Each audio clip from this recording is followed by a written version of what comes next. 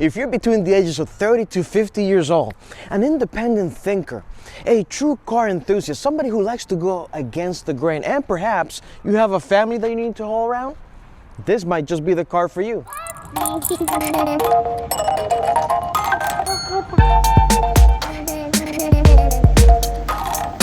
At first glance, the 540 doesn't shout, "Look at me." No, instead, it whispers, "I'm better than you, and I don't need to flaunt it." Pop the hood, and you'll find a beautifully balanced, beautifully designed V8 producing 282 horsepower and 324 pound-feet of torque.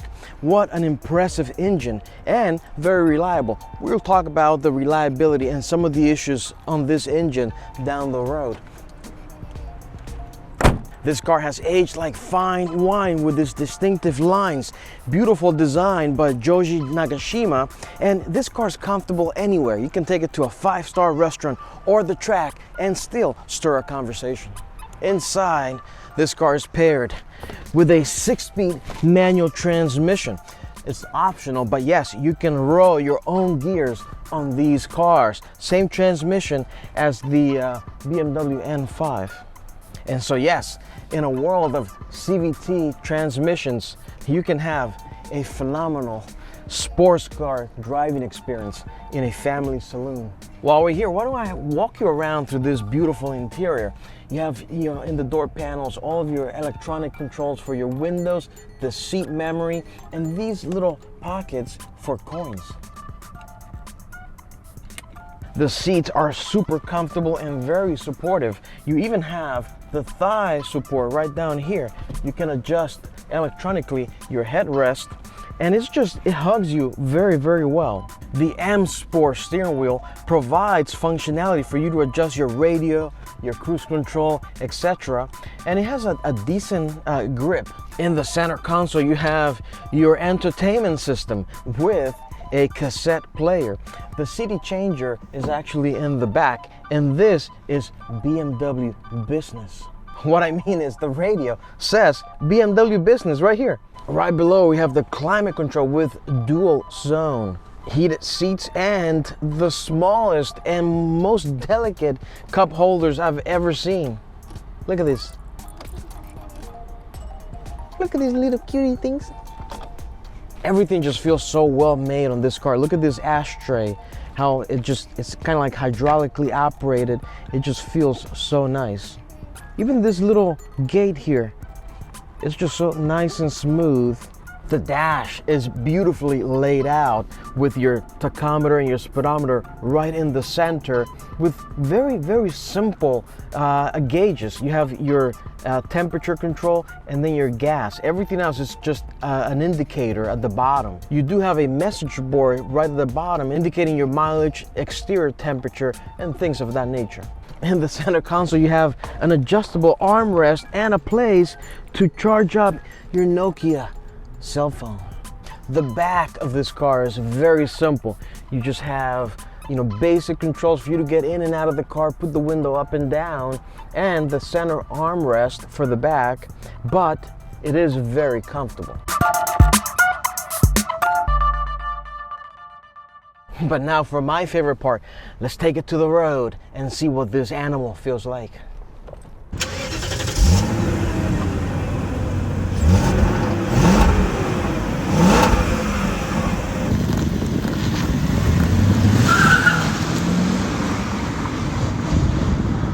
What a pleasure it is to drive this era of BMW. Cars just feel so well made compared to a lot of the modern shit boxes that you get today. One of the best things is this. You can undo your seatbelt and no annoying nanny yelling at you, bling, bling, bling, bling, bling, bling. You simply get this beautiful LED light there that says, hey, just in case you wanted to know, because I know you're not dumb, but your seatbelt is not on. And I like that. Also, the mechanical feel in these cars is great. I mean, besides the throttle body, which I think it is drive-by-wire, everything is just very mechanical, and you get that sense, that feeling that you're driving a machine rather than, I don't know, a hairdryer. You know, that V8 is very, very torquey, and it's very well fitted for a car this size.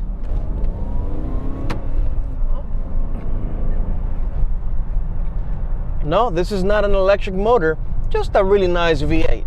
The clutch pedal is very consistent. The power output is very consistent as well throughout the rev line. And you know, visibility is just great in cars like this. You get a lot of nature light in here. And you know, the dashboard right there where you need it. Shifter well positioned, and it feels nice and smooth. The ride quality is great. Quiet, comfortable, yeah, sporty when you need it to be. You know, you really get to experience that BMW DNA right before they went into the, oh, you know, I got to give you all the electronic gizmos and all this nonsense, rather than a pure driving experience. Inside the cabin, the exhaust note is just this really nice growl. I prefer it to be a little bit louder, but hey, the aftermarket got you covered. That's one of the great things about the E39 platform. You can get just about anything you want for this car. You know, with the E39 M5 being pretty much the best N5 ever, and probably the best four-door sports sedan ever made, you know, this is right behind it. Literally just right behind it for quite the discount. Look at that turn in. Obviously, guys, if you're looking for an M5 and you just don't have enough pennies put away, this is seriously a really good second option. I hope you guys enjoyed the video. Thanks for watching. Like, share, comment, subscribe, and I'll see you in the next one.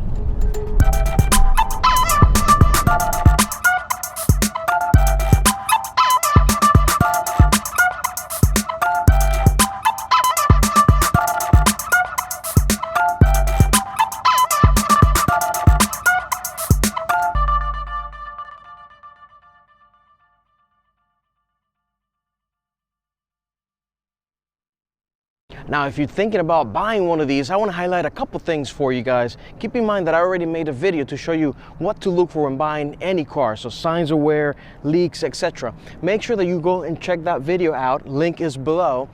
But besides that, I want to highlight a couple things that could be very costly. And they both have to do with the engine right here.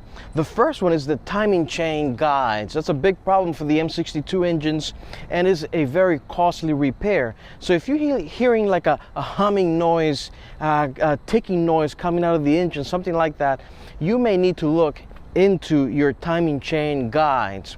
If you see leaks, oil leaks here on the 99 and up cars, you may have a Vanos situation. It could either be the gaskets just need to be replaced, or the Vanos is starting to get old and degraded, and you may have issues with that. So the Vanos is also another very expensive repair. Everything else I've detailed out in that video. Go and check it out. I also made a detailed checklist so that you don't forget anything. That's also linked below. Be sure to use that list and go through every single item I list there for this car. Now, the key is also pretty cool because it charges itself as you have it on the ignition. And as is usual with BMWs, you have one of the coolest features available, this little knob here that allows you to simply change the vents right up here from cold to hot by just sliding this little knob here. This is a really cool feature because imagine you're cruising down the highway and all of a sudden you have the heat on, but you feel this warmth coming because you're now hitting the sun directly. Well, just simply turn this up to the cold side and you get cool breeze hitting your face. In here you also have a timer function, so you can set up a timer in case you need it.